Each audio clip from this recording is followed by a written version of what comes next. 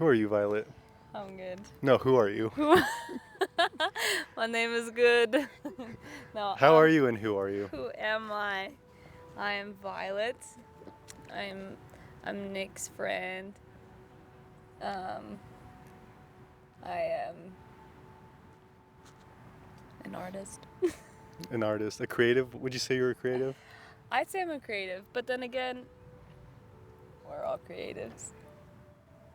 How would you define creative? When someone says I'm a creative, what comes to mind?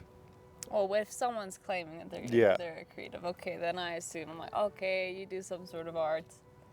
You either do music or, but then also they might just like go at home and do some crafts. That could also be a creative.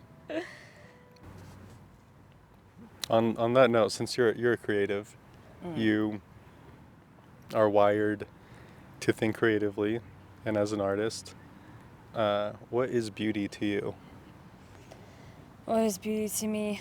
I'd say, I think beauty to me is knowing pain. Dang, Corny. that's good. Elaborate. Because I think because you have to know what beauty is and the contrast of what beauty is, and I think that's pain. But then again, I actually don't think that's the contrast. I think beauty is pain. We always say that. But yeah, I think because a lot of things are created from a place of some sort of pain, or knowing that there is pain, and then things are created out of a place of hope, or for people to discover where hope is. And I think we live in a world where there's a lot of suffering and pain, and beauty kind of helps people kind of step out of that, or yeah. So, Violet, why do you think beauty exists? I feel like I always want to go back to pain as well, because it's kind of asking the same question where it's like you can't escape it. Yeah. No one can even, yeah, you can't box it in. No medicine or psychological thing can help you escape it.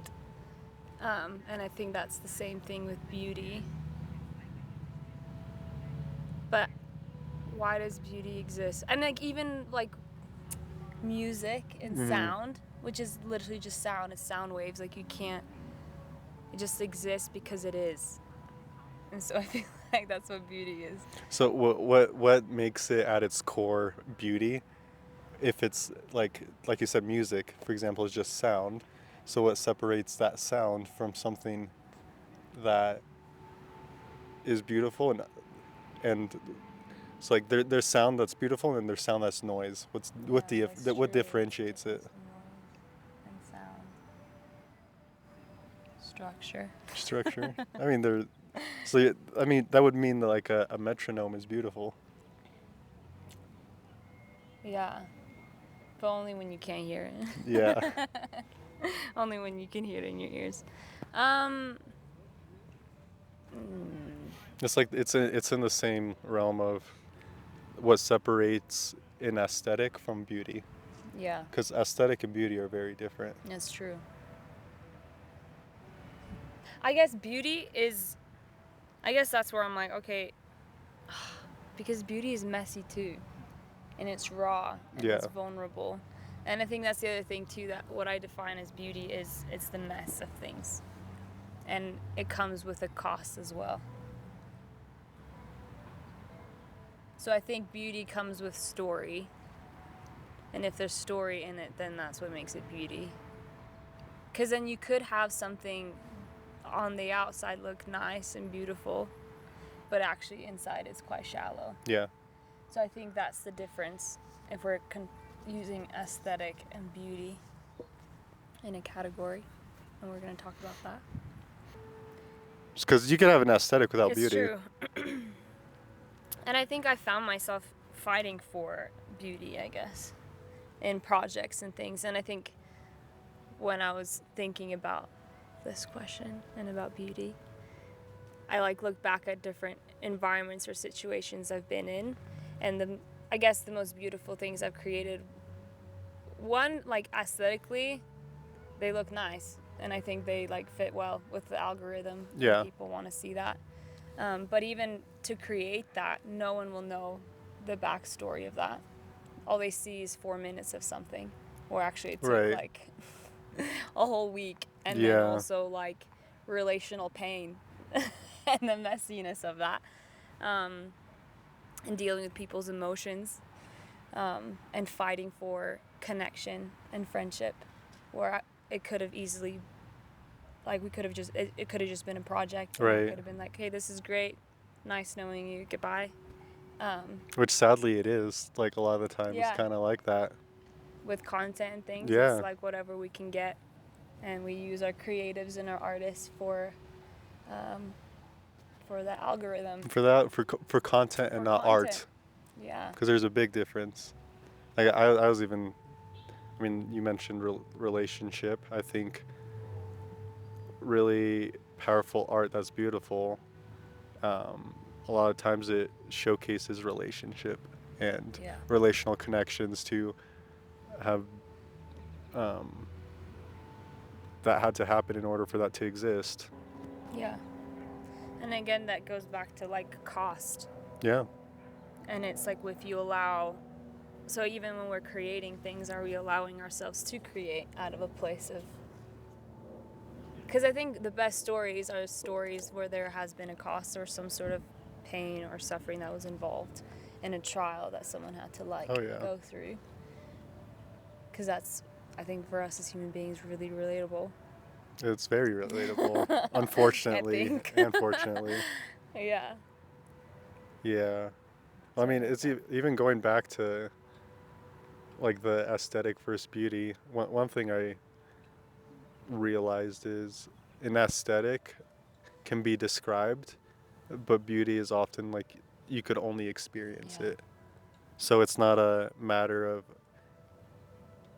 I can't explain beauty to you, you have to experience it. Exactly. Yeah. And that goes back to, is the art I'm creating or like the creative medium I'm using, am I grabbing people's attention or am I moving their heart? Mm-hmm. And social media is a fight for people's attention and not for their hearts. Yeah.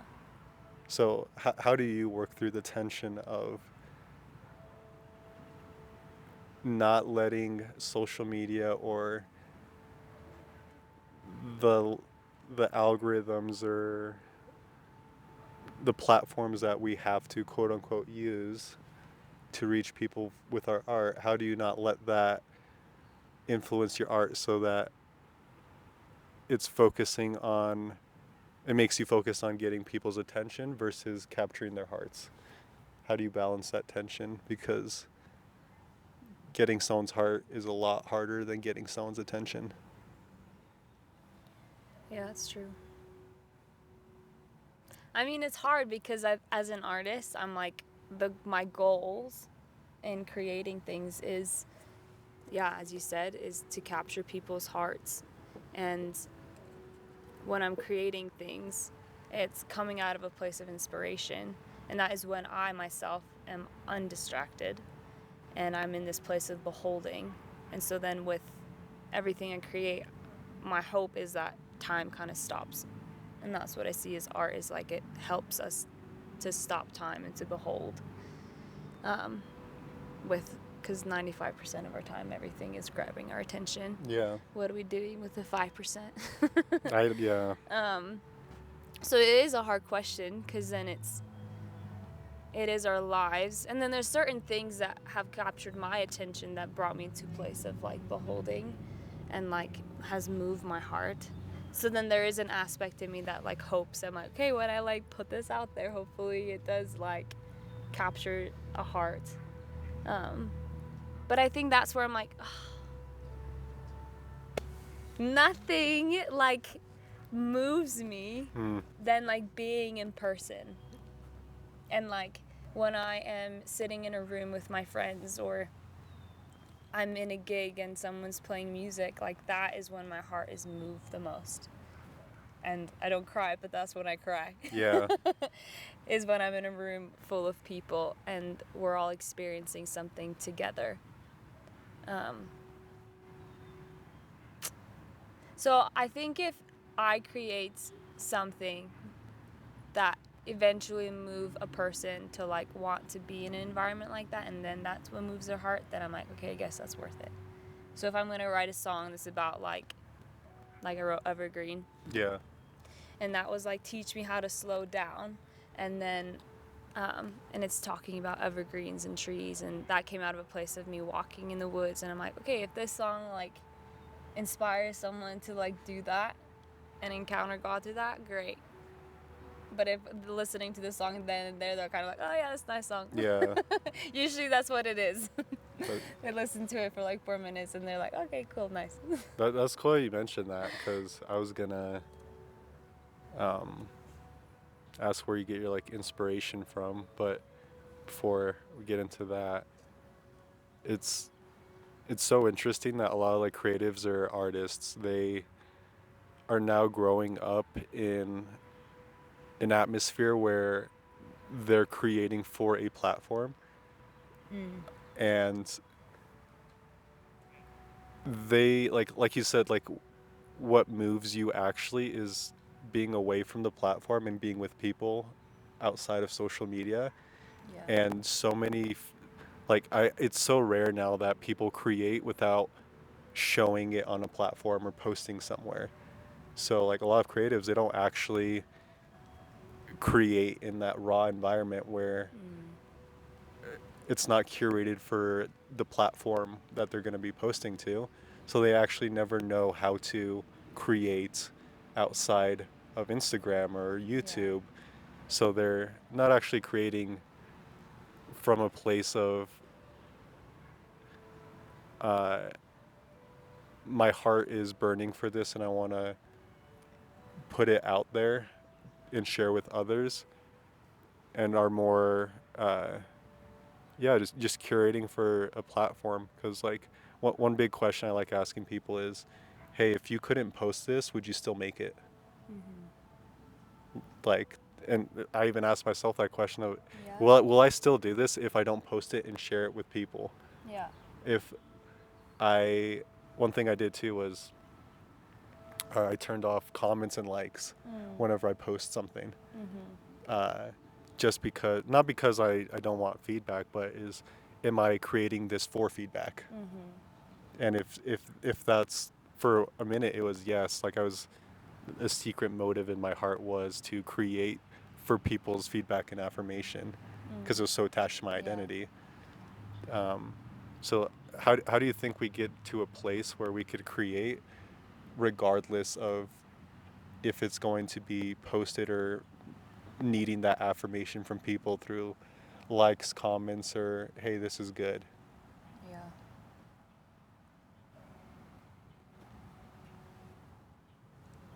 It's a hard question because then, like, because then I also value community. And I think some artists, I don't know, don't. Yeah, right. I think some are like such hermits and they create such beauty. Yeah. And they are like truly artists. So sometimes I'm like, I don't know if I'm art because I love being with people and I feel the tension sometimes with that. And so then that's why even with social media I find hard, because more than ever are we like connected.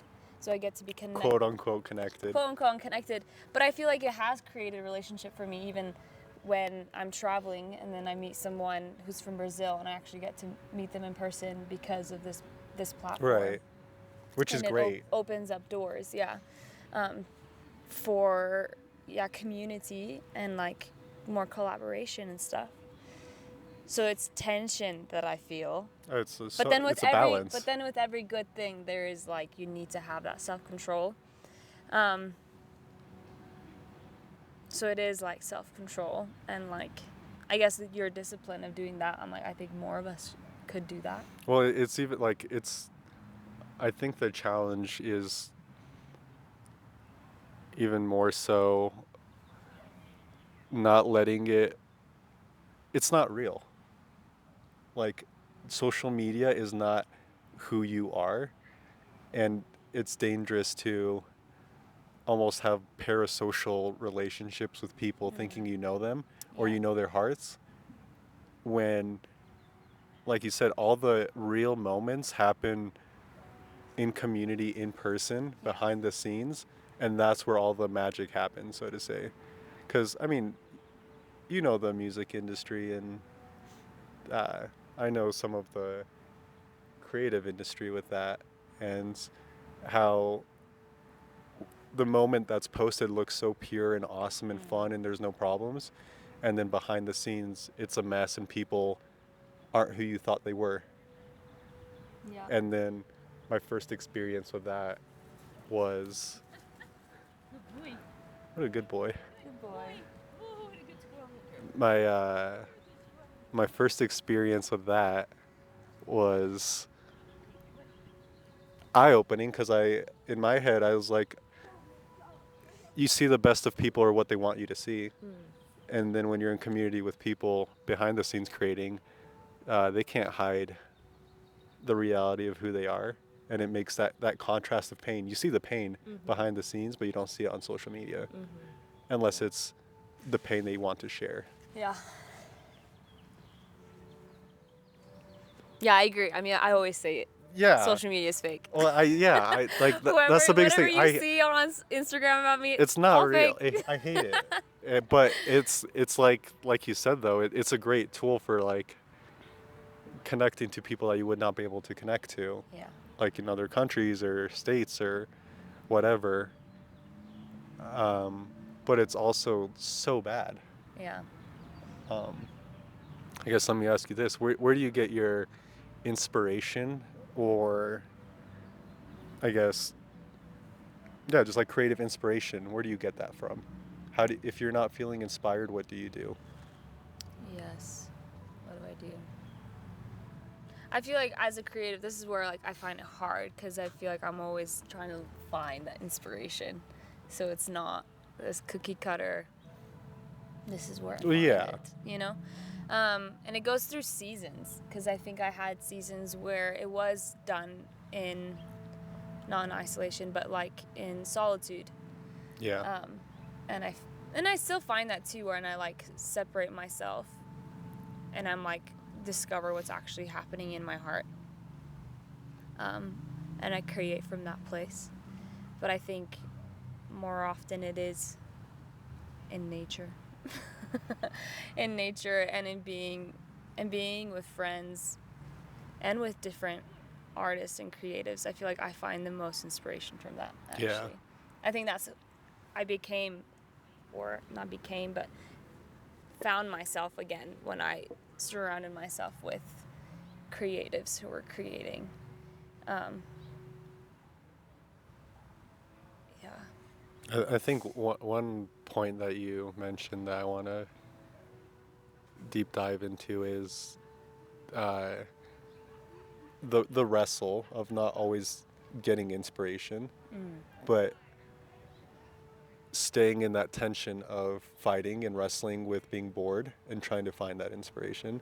Because I think that's the biggest I think struggle when I talk to other creatives is if they're not feeling inspired, they will find someone else who is and do whatever they're doing.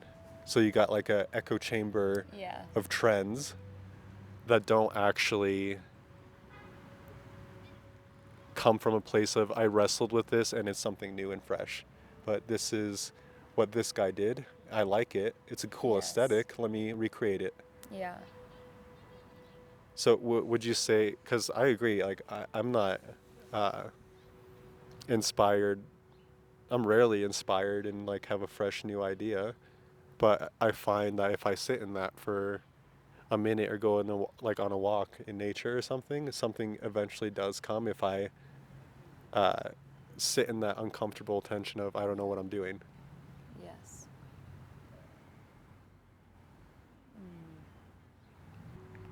As artists, we will always experience resistance. From who? With ourselves. Mainly. Mainly ourselves, probably. Yeah. Hashtag War of Art. Yeah. If anyone wants to read a book. It's a good book. It's a good book. And so there's times where like you just have to do it, but then and I think I have to force myself to be bored. Yeah. But I think nowadays we avoid it like a plague. But every time I find myself bored, I'm so thankful. Yeah. Because then I'm like, oh my gosh, like I'm actually creating from this place now because I'm forced to. But then I guess you have to like check with the motivations of it, because there's this thing that we talk about is like the funnel. Elaborate. I don't know if you've heard of it, but it's like with content, it's just literally a bunch of just creating as much content as you can until like maybe one song or one thing that you have becomes a hit. Yeah. So that you're just creating for the sake of creating, which is like good, but also what is the heart posture Right. in it? And I think that's something you have to fight for as well. As one, fighting against the resistance of like laziness and apathy. But then, but also you're gonna have to like check your heart every time you create things, because I think it's easy to just make things for the sake of it. And I've seen it. Like I've seen artists who create for the sake of that, and it makes me really sad because they could be creating something so much more raw and beautiful. And yeah, I guess you can just taste it when you see people, creatives, creating things just for the sake of Yeah. building their platforms. I think it's wild to me that every person carries that like discernment to be able to just feel where this is coming from. Like Yeah. you have that experience like, oh, this feels fake for some reason and I don't know why. Yeah. Like people could sense other people's hearts behind things, which is, I don't know, why I think it's so crucial to, before I approach any project, I make sure my heart posture is right and my mindset is clear, and it's prioritizing hearts and how I'm going to influence people's hearts, versus just grabbing their attention and getting that sale that I needed or whatever, or that stream, or getting that number for that affirmation. Oh, it's so crazy. It's crazy how like our hearts are so motivated. Like we're so vulnerable. And like the place we're at right now, it's like it's prime. Yeah. I'm not surprised culture is the way that it is because of how like moved we are. So even as like Christians, if we're not like posturing our hearts or creating things with that sacredness and conviction, we are in dangerous ground. Yeah. 100%. Wow, I'm inspired. Yeah. I just want to go make art now. Well, how do you make art when your heart's not there? So like when you can't, I mean, everybody has those days, you know, as, yeah, you know who said that. I mean, how do you create from a place where your heart is so disconnected from what you're doing, yet you want to keep those motives pure? And like, how do you move other people's hearts when your heart's not moved? Yes.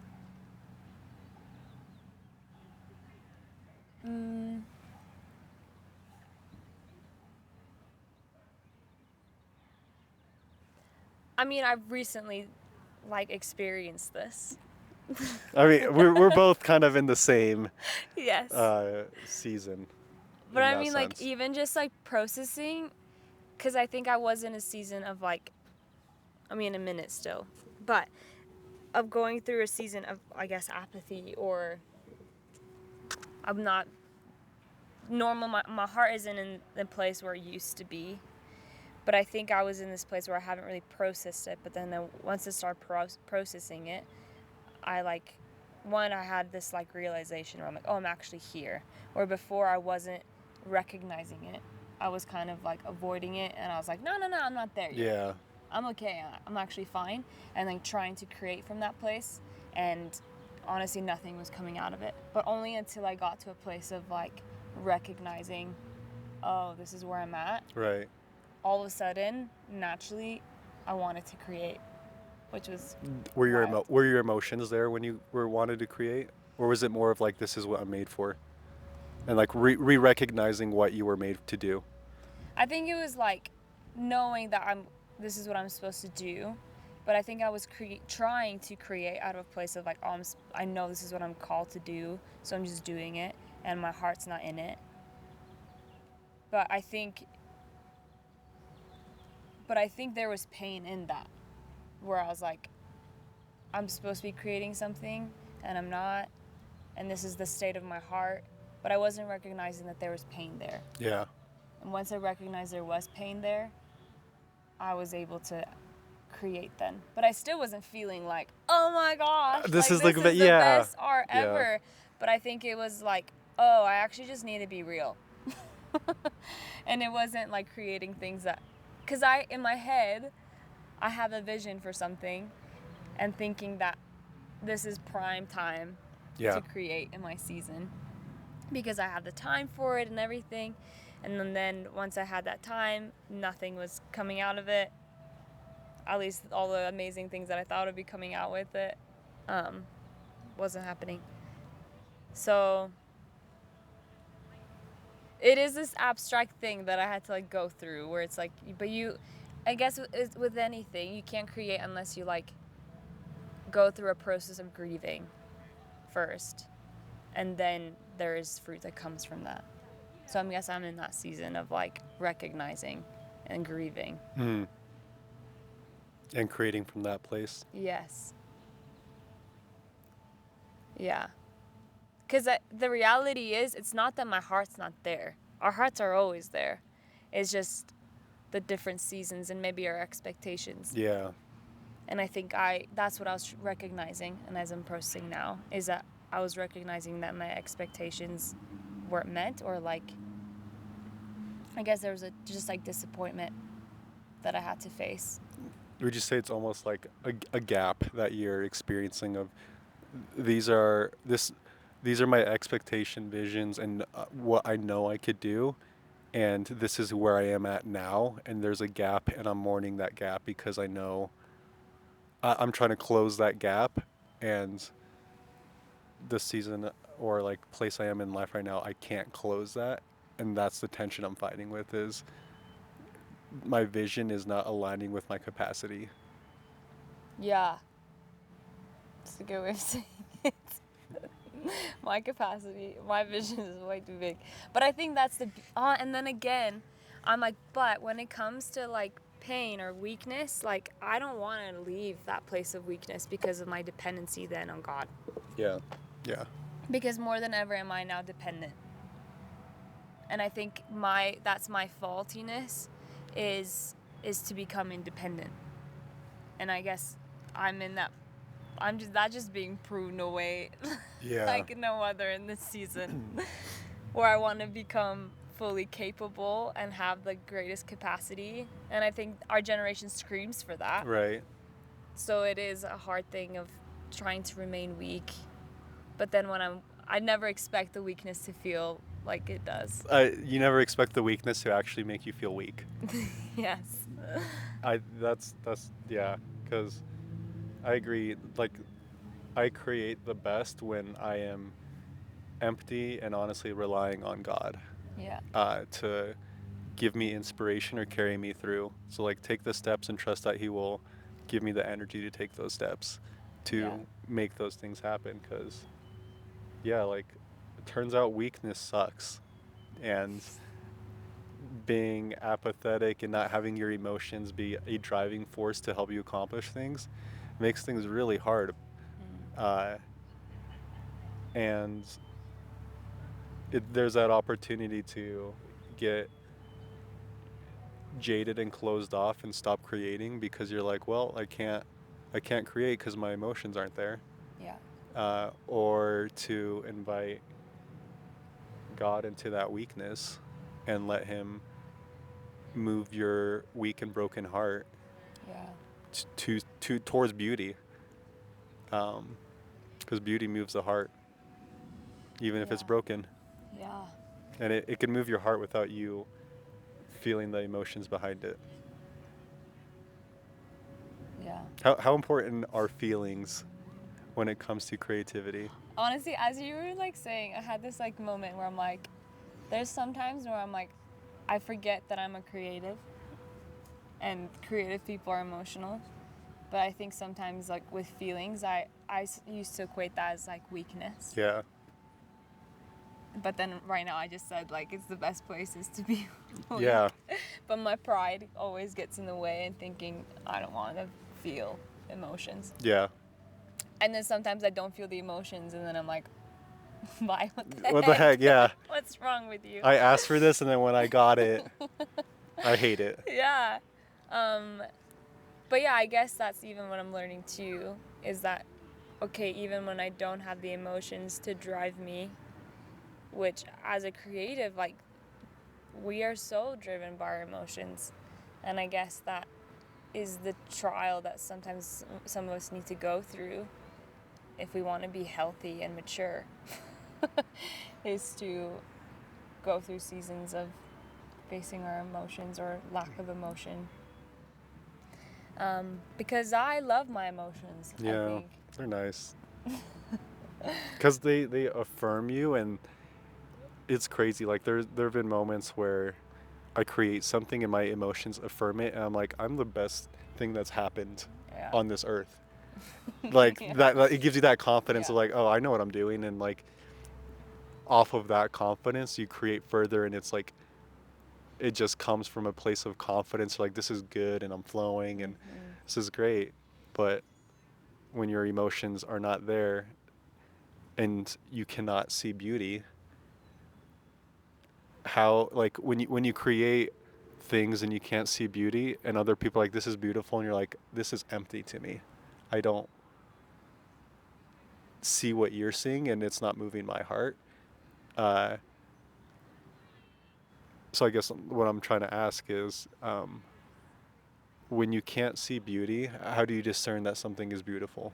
Like when your emotions do not tell you that this is beautiful, and you're trying to create something that's beautiful, how do you use discernment to be able to determine what you're making is beautiful and not just an aesthetic?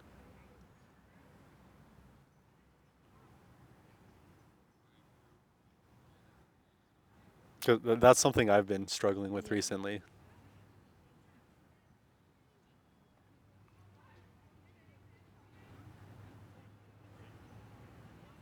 I guess it's the cost of faith and this deeper knowing. Hmm.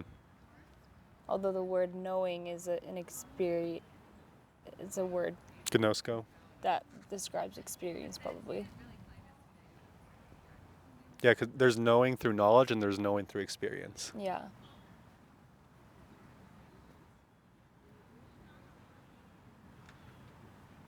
And I don't think there should be a separation between our minds and our hearts. Because I think we're a whole being. Right. And like even biblically, the heart isn't even in like here, it's in our like gut area or whatever, I don't know. Yeah. So I'm like trying to figure out an abstract way because art is abstract and like, and I want to believe that even if you're not feeling it, or like the art or what we create is still speaking, whether you know it or not. And that's how I like view God as. Like, he's creative, and so then when we create, we will never feel, even when we create something, it's never going to be finished.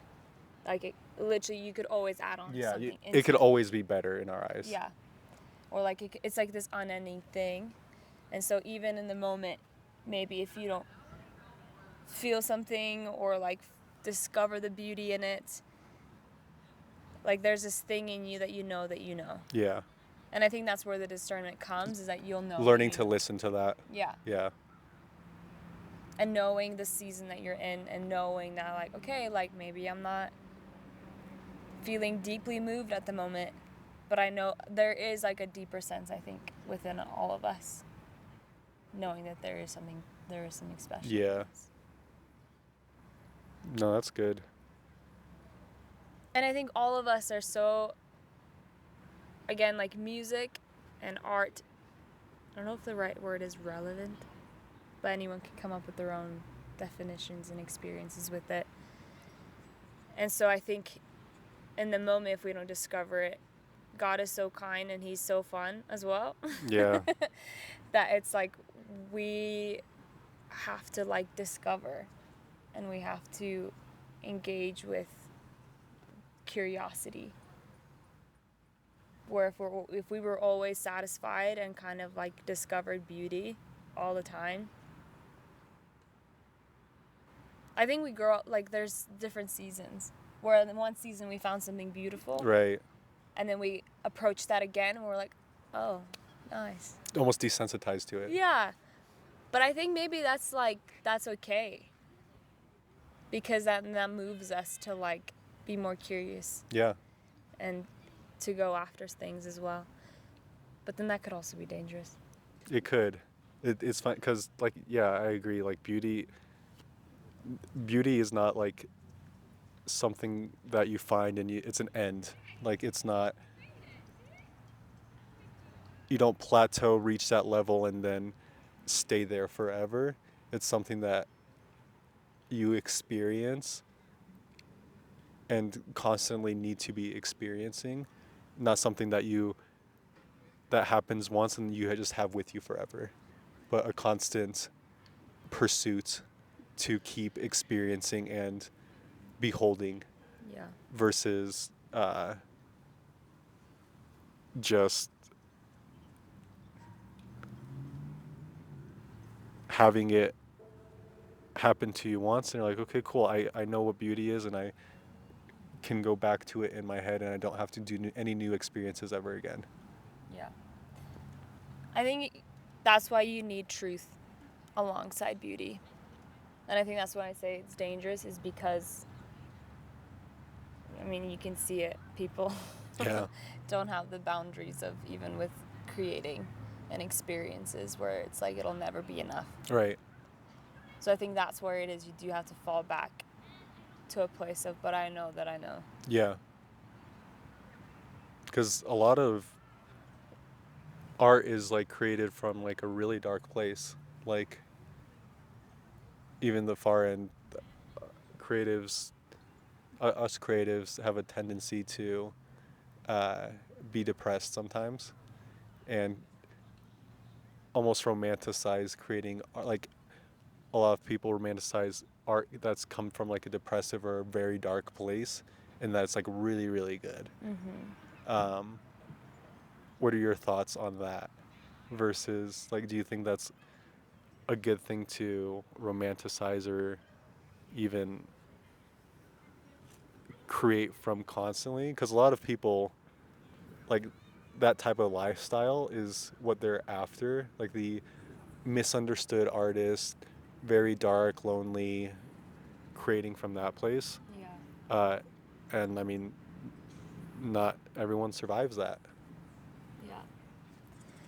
Yeah, I mean, I think that's why I'm still in creativity and I create music and just long to see even discipleship within music, is because I see how like easily we are moved, and then art is created from that place.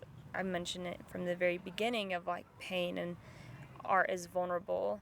And so I think that's why sometimes I'll go walk into a gallery or see that art that's being portrayed and I'm just so grieved, and it kind of like, I don't know, disgusting. Yeah. is the word. But then I'm like, okay, well, that makes sense, because that's the state of the like people's hearts right now. That's the heart that you're seeing. Yeah, like it's like a visual for where hearts are at. Yeah. Yeah. So I'm like, oh, actually, this is good for me to be moved, because it will then compel me for like There must be hope. Yeah.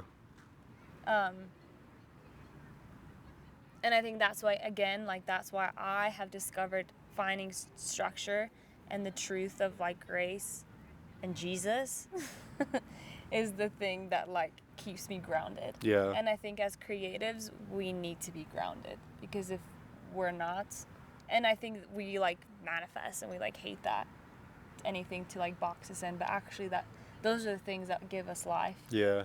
That structure and Yeah. no, So that's great. Like you're so like one thing that I try to do is to limit myself with even tools or goals when I am creating, because endless possibilities are so unhelpful. And like yeah. creating something where anything is possible and like I could go anywhere with it uh, makes me feel so trapped and helpless, and I can't start. So voluntarily choosing to work within a box usually yields the best creative Yeah. results, because it lays down a framework for me to build upon versus starting fully from scratch and almost in a sense of being so prideful, thinking like I'm God. I could just create fully out of nothing with no rules and no boxes, and uh, I could create whatever I want through that. In Yeah. reality, like I'm human and it's so hard to do that, and I don't think I can do that. Yeah.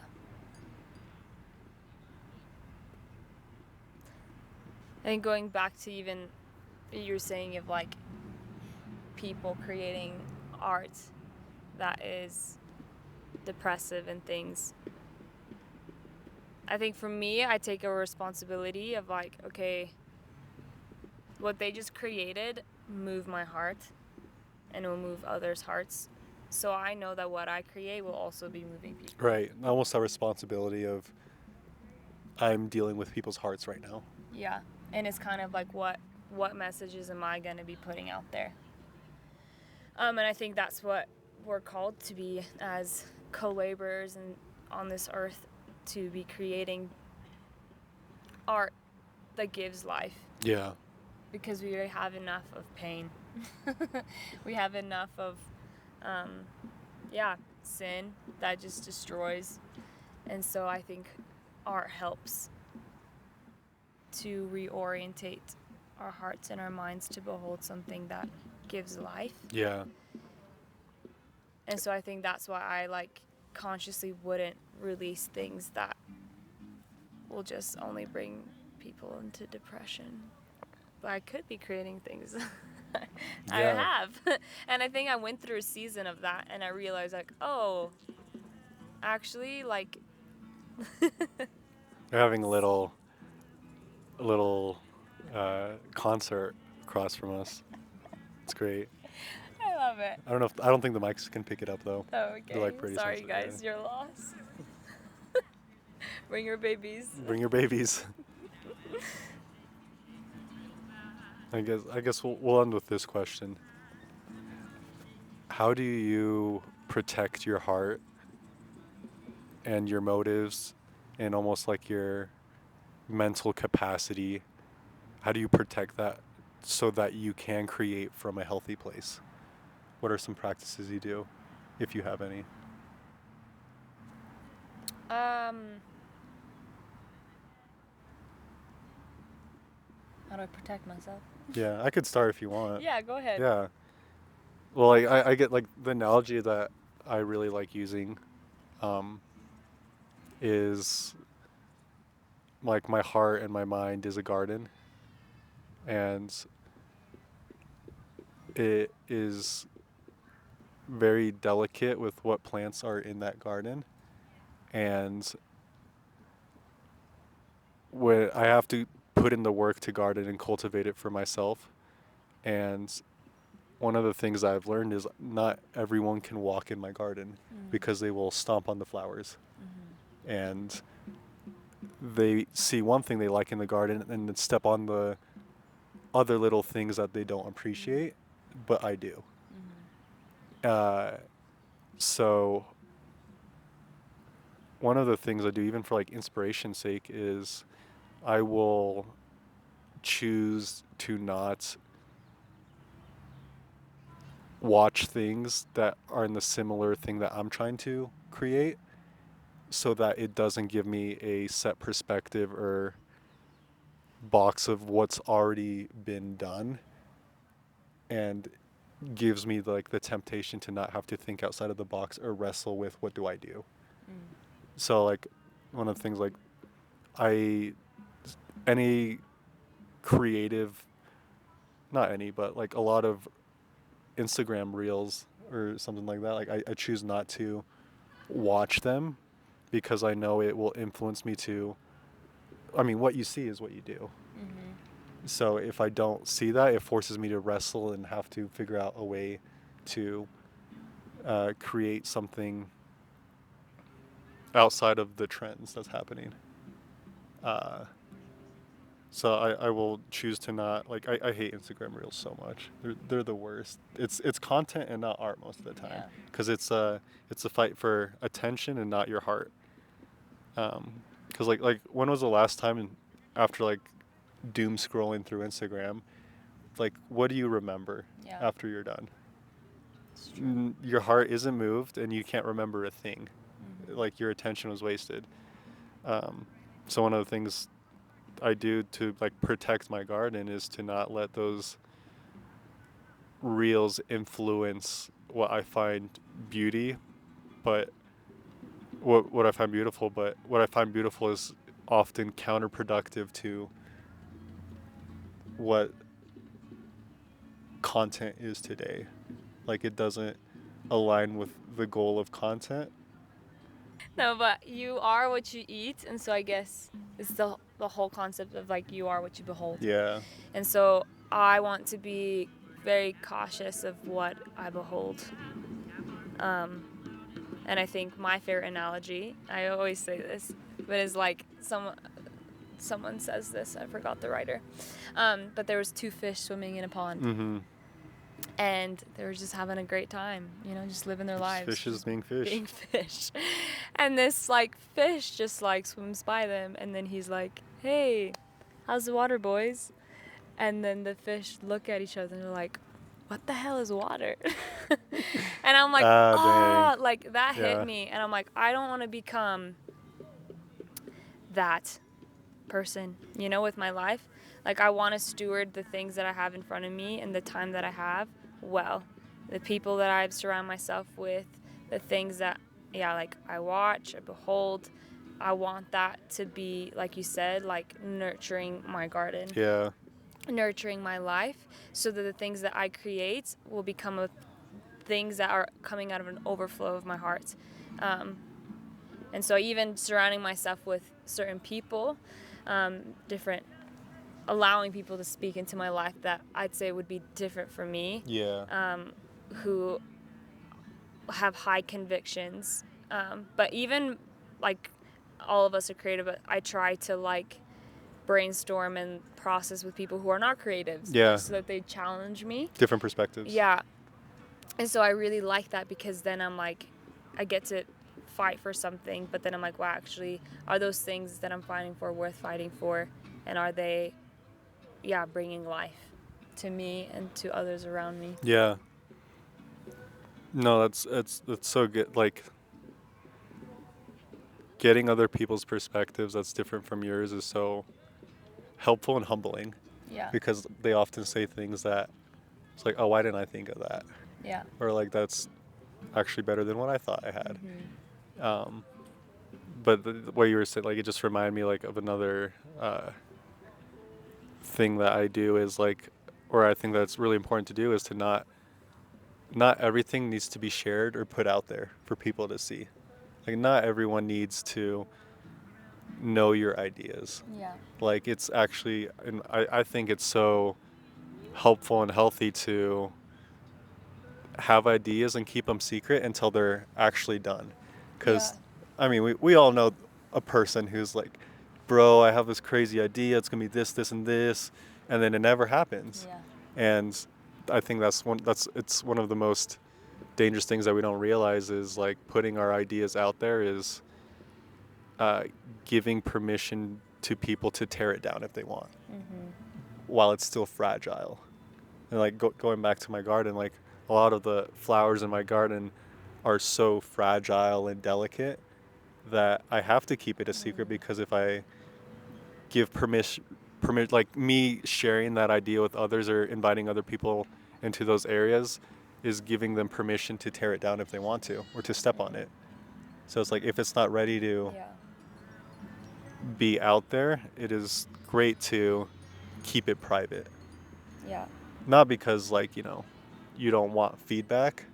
Feedback's great, but the balance between um, protecting an idea until it's ready to be shared versus asking for people for feedback to help further that idea. There's like a difference between that I feel like we as creatives can learn to do better, because I suck at that. Yeah. Yeah, and I think that's another way of protecting and guarding my heart and the things I do, is like a simple discipline, or like in a season that God challenged me to do was write songs that I'll never release, Yeah, that are just literally between him and I. yeah, And that was hard, because I was like, is it pretty good? yeah. Like this, yeah, 100%. But I think that I'm like, oh, like if I could challenge artists to do anything, I'm like, do that. Yeah, I 100% agree with you. It's like what we were saying earlier of, uh, are you able to create art and not post it Yeah. on platforms? Like, why are you creating? Is it for the platform, or are you creating Yeah. because it's art, and it's like, it's what you do, not what you make it. Yeah. Like what platform you make it for. No, that's great. Uh, last question. What would you like to?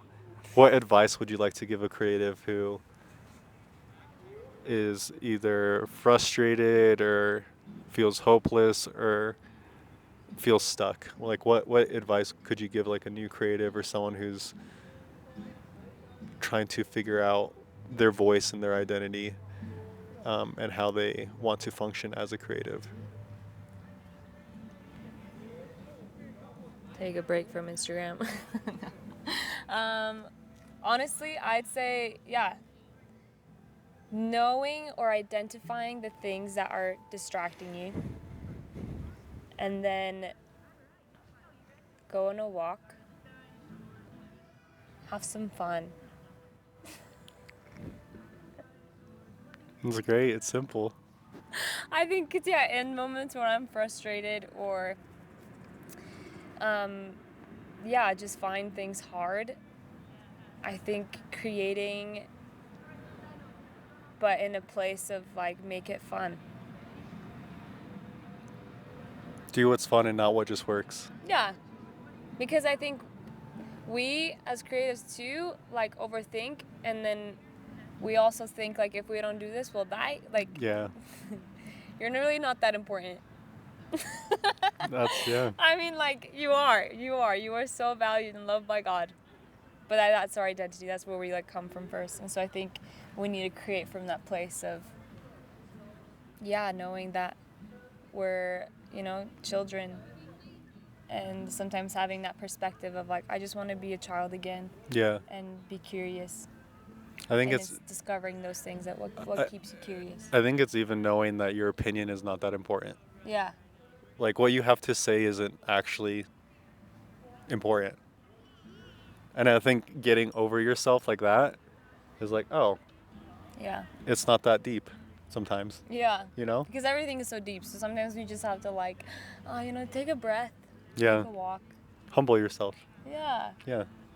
Because then because you are created to do those things. So it's kind of like, you'll do it again. Yeah. It'll come.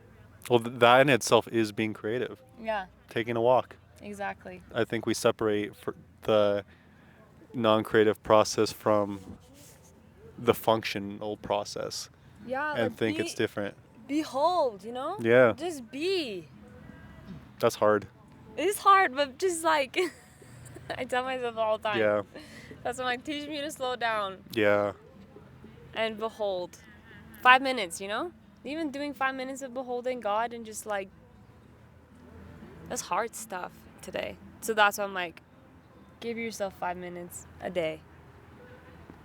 That's probably really lame No, advice. I feel it's one of those I things don't though know. where it's not like a crazy key that unlocks like the missing piece that they needed. It's like, no, this is a foundational thing that if Yeah. you do well and protect and have that in your life, it's like a foundation that lets you function out of a creative place, like a Yeah. healthy base to do whatever. Yeah. And stop.